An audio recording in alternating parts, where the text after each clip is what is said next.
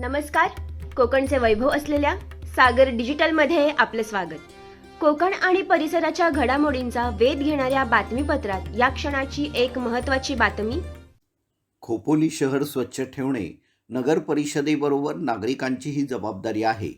गेले कित्येक महिने शहरातील कचरा हा विषय समस्या होऊन बसला होता.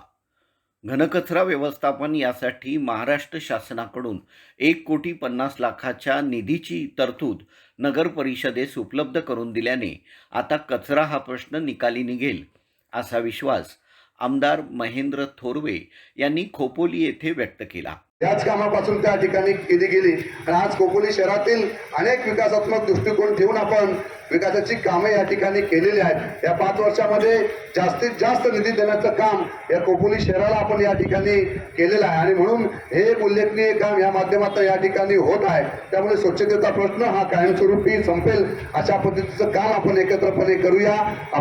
खोपोली नगर परिषदेच्या घनकचरा व्यवस्थापन कामाचा ठेका देण्यात आला.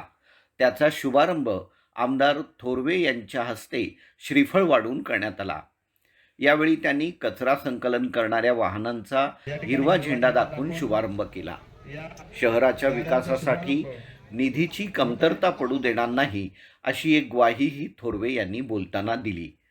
मुख्याधिकारी डॉक्टर पंकज पाटील यांनी या योजनेच्या शुभारंभ प्रसंगी कचरा संकलन ठेकेदारीमुळे शहरातील कचरा मुक्त होईल अशी आशा व्यक्त केली. सागर डिजिटल, वस्तुनिष्ठ बातमी, घटनेचा पाठपुरावा आणि हित आमच्या असंख्य दर्शकांचे. सागर डिजिटलच्या बातम्या नियमित पाहण्यासाठी आमचे YouTube चॅनल सबस्क्राईब करा, लाईक करा आणि ताज्या घडामोडींची सूचना मिळण्यासाठी बेल आयकॉनला क्लिक करा.